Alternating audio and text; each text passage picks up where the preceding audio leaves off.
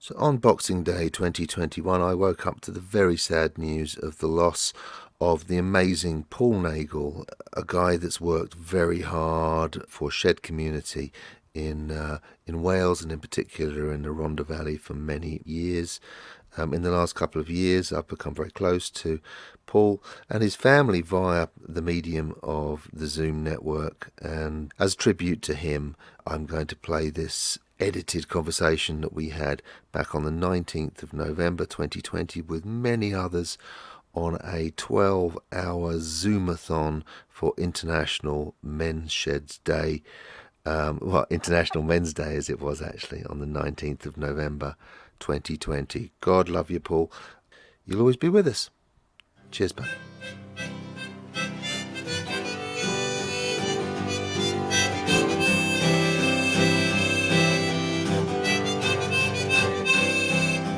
Shoulder, shoulder, face to face, wretched careers on the case, learning at an easy pace.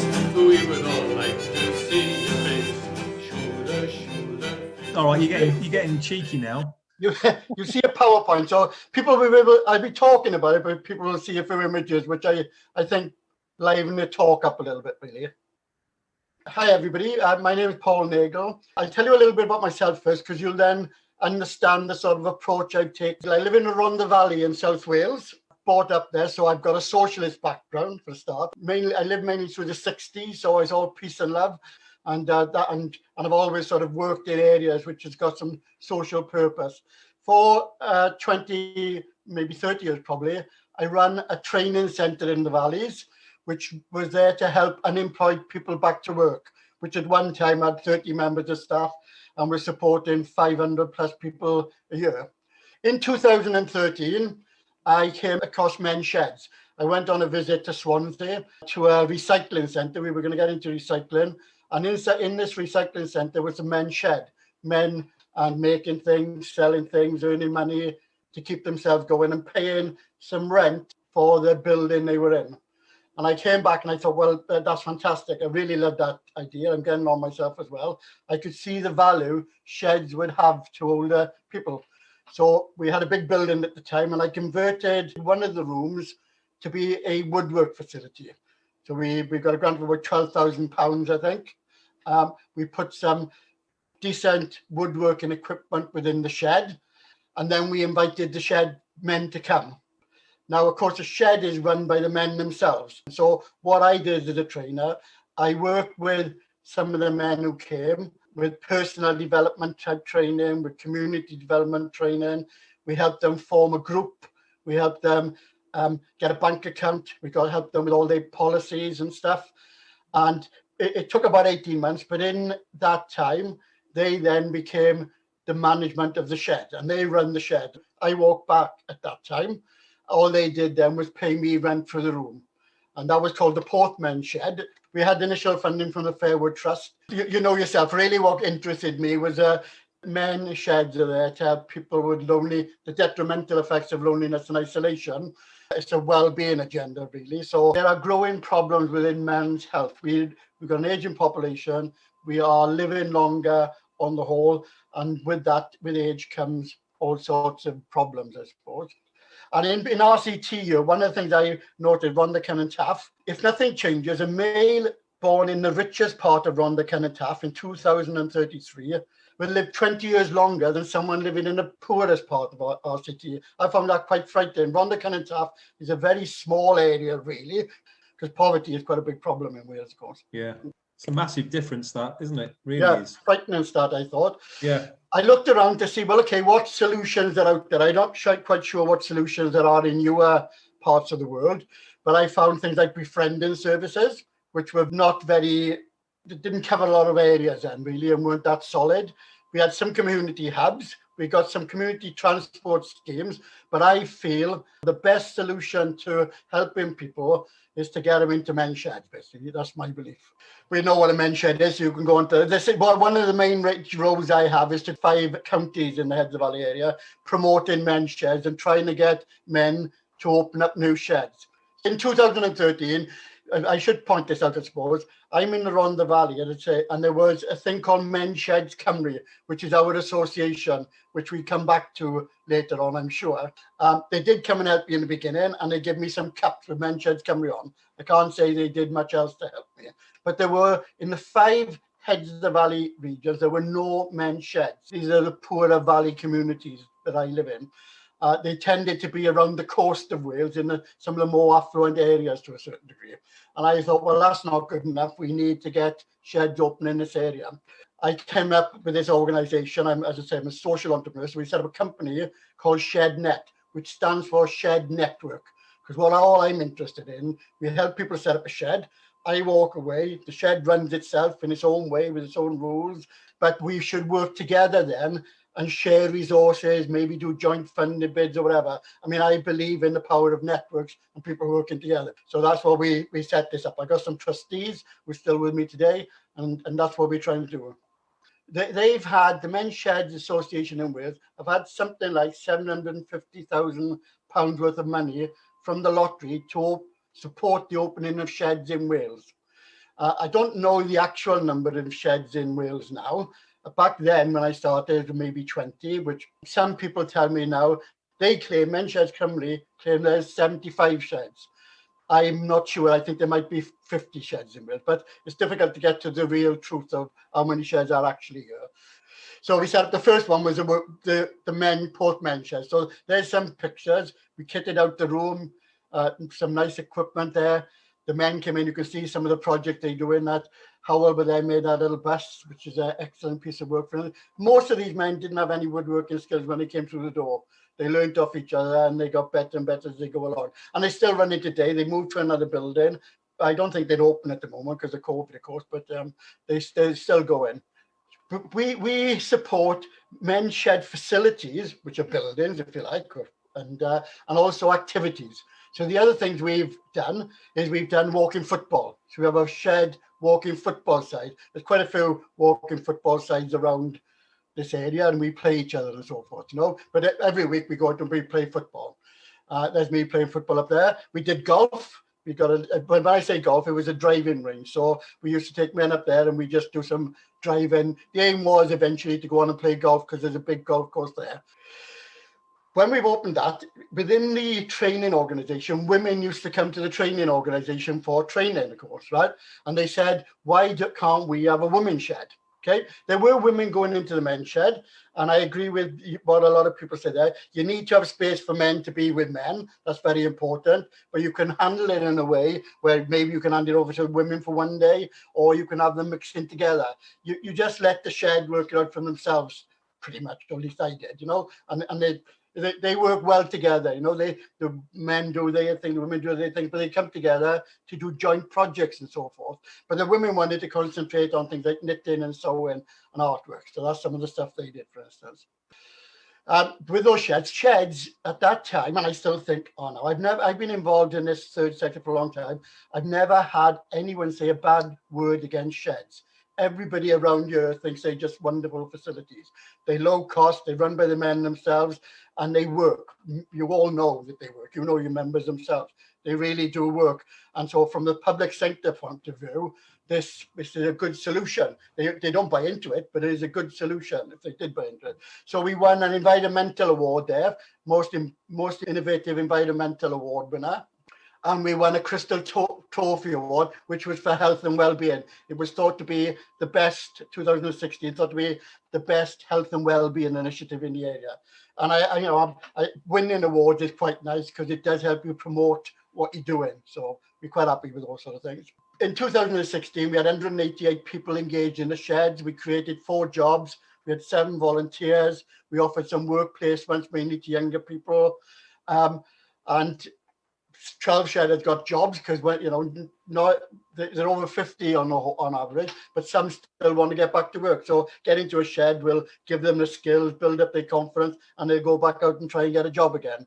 And I think that with COVID, people are telling me now, Age Cymru this morning actually telling me older people are losing their job and they're going to lose. They may not, in a competitive job market we can have, they might find it difficult to get jobs. So I think that could be a growing problem. And everyone told us that they felt better by getting involved in the shed. We didn't measure it in any specific way. It was a self-assessment. We ask them when they come in the shed. We ask them partway through a shed. We ask them at the end, sort of thing, and they tell us that it makes them feel better. And the fact of the matter is, I don't think they would keep coming back. There's no compulsion to come back if the sheds weren't doing them some good. And I think all about this yourself. There's a number of stories, but you would all have these stories as well. But we had a middle-aged male amputee who had lost his confidence due to his injury, now learning, took the role of the shed leader, for instance. Two older men who had hip replacement started taking up golf. So we've got loads of these stories. There's one of the ladies. That lady there was from Lithuania, I think, and she had brilliant wood carving skills. And she used to come in and teach the men how to do these fantastic wood carving type things. As you know yourself, they are low-cost, sustainable community groups. That's really what a shed is in the end. So the sort of service we were offering, I come from a training background. So I think one of the questions earlier on, well, what do people need? What you need in a shed is a management team. That's the main thing you need, because someone's got to take it on themselves to run the shed. And once you've got your management team, then you can work with those people to make sure they've regulate any regulations they're doing. There's health and safety issues, equality issues they've got to be aware of. I help them try to find a space to work out of. We do personal development training to give them the confidence to take on these roles. I'm pretty expert in getting funding, so I help them with funding, and I try to invest the skills in one of the shed members so they can do their own funding when later on, and we try to market so we can get people into the shed. So those are the sort of things that ShedNet offers the network of sheds. What I found is over these years now, whatever it is, 7 years or so, that men are not the only people who can suffer from loneliness and isolation. So we found that women can, carers can, homeless people do, unemployed people can, young people can, and veterans. So we've now moved on within ShedNet to support a range of different sheds. Most sheds have all these sort of people going to them anyway. I accept that, right? Carers go to most sheds. Homeless people turn up for sheds. But sometimes these groups can benefit by having something targeted at their needs. For instance, I just got to arrange a project with the local school, Nagle Community School, where I'll be working with the kids on a heritage project for a local sports ground, and they will be looking to set up a kids shed there. And so we hope within the next 3 months that there will be in the school premises. They've identified the space. The youth engagement worker is working with them. We'll be doing it all on Zoom, but hopefully within 3 months, there'll be a kids shed run outside the school. And it'll be run by the kids themselves, just like any other shed. It's not the school running it for them. It's them running their own shed. For me, working in partnership adds great value to what you're trying to do. So we're always working in partnership with local organisations. And we had a contract with the Taff Vale Primary Care Cluster. These are first level health needs within Wales. There's about 64 primary care clusters in Wales.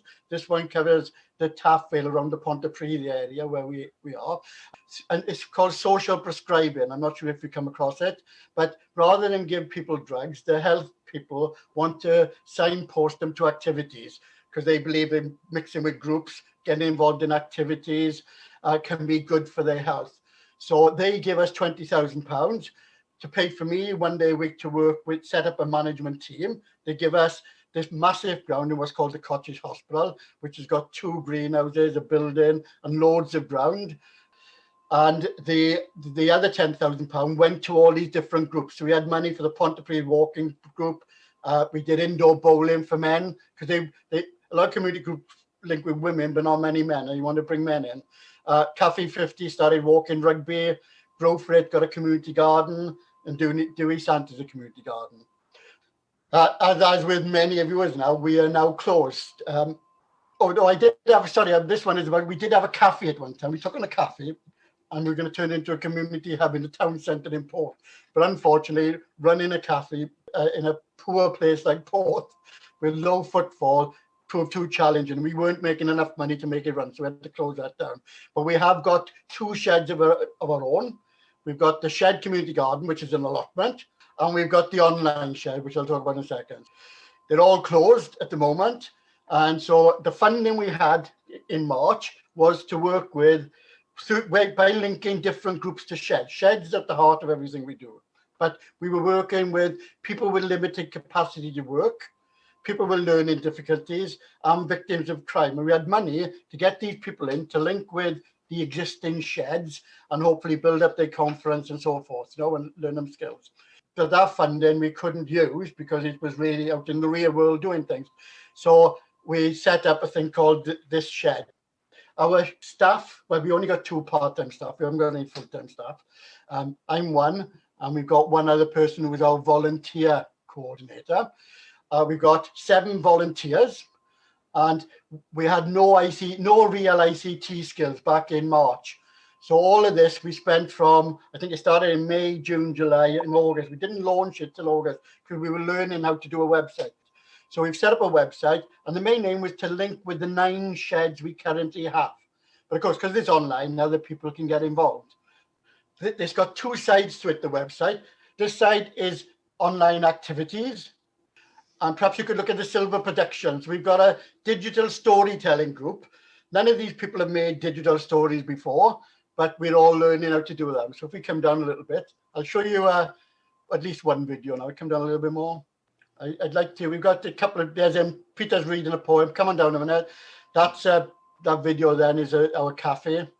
I'm looking for the music group in a minute.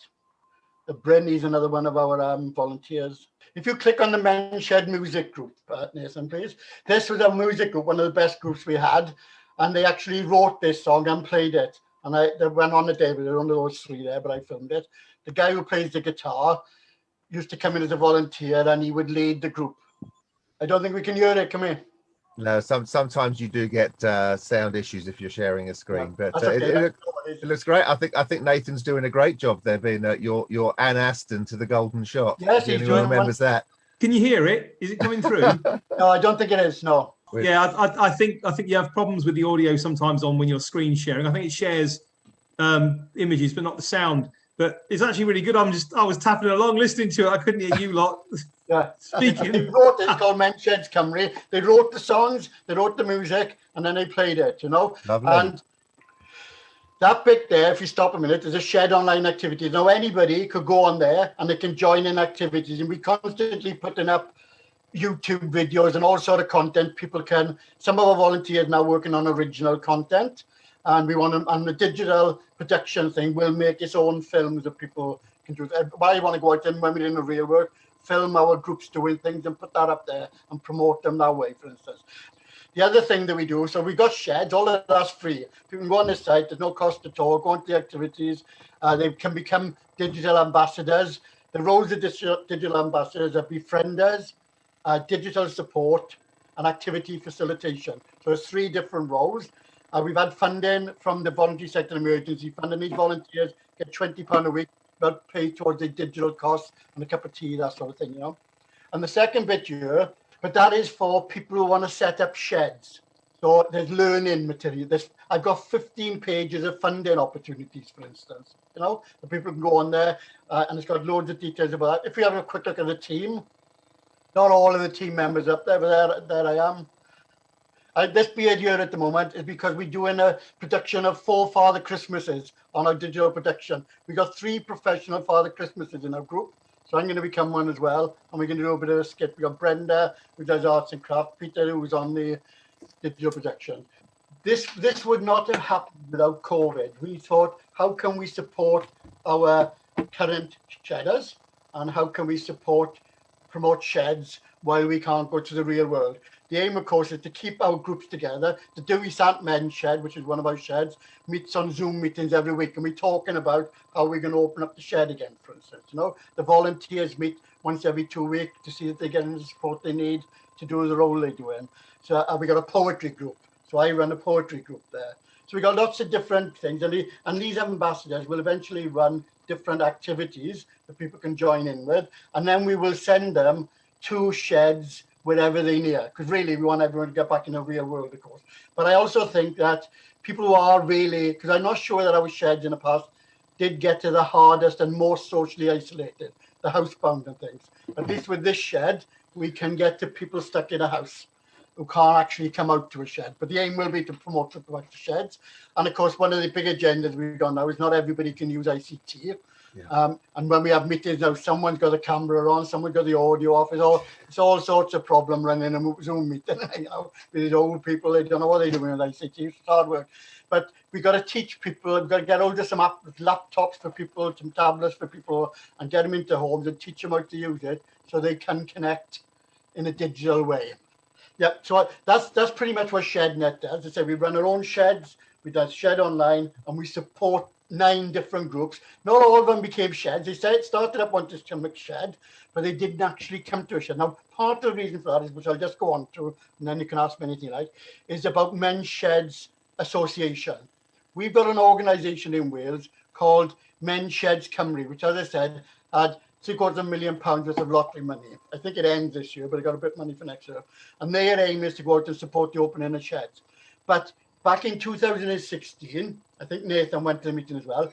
One of the things they had to do within the lottery application was set up an association. So I went to the meeting up in Llandrindod, Wales, which is in the middle of Wales, and I put my hand up to be a member on behalf of South Wales area. I think Nathan probably put his hand up to get on there for North Wales. Is that right, Nathan? Nathan was nominated to chair it. Oh, there you are, that right. So you nominated as chair. But then nothing happened after that. The association, they did say they set it up and a name exists, but it's never met. It doesn't do anything. And when I went on the last shed at the meeting, I asked them again, are you going to set up this association?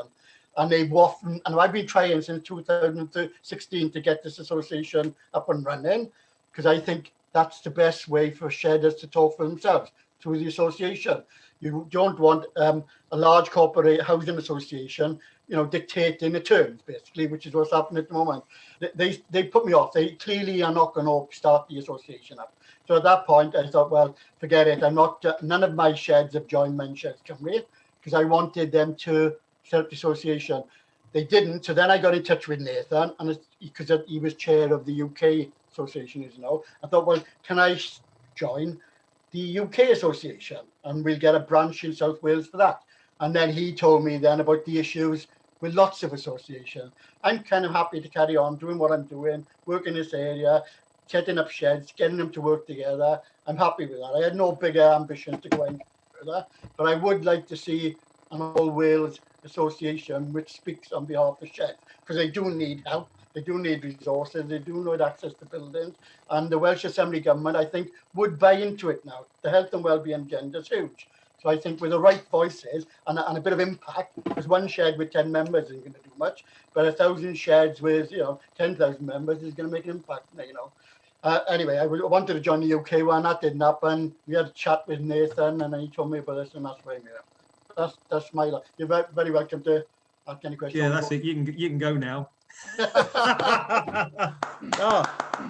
you, Paul. And honestly,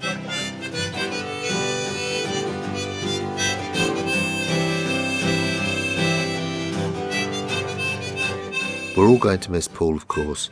All that he lived for abides in many others involved in the whole Shedison and Sheds Sans Frontières programme. So much love to Paul's family and friends and all that knew him, and the wider world of sheds. That candle is going to burn tonight, and we'll have a little nip for you, my friend. Much love. Shoulder, face to face, men check Cymru's on the case. Crafts and skills to suit all, put together we'll have them all. If you're feeling lonesome, a little sad, let's go for football with the lads. All served up with a cup of tea, but we all sing, come on, Cymru. Shoulder, face to face, ancient Cymru's on the case. Living at an easy pace, we would all like to see.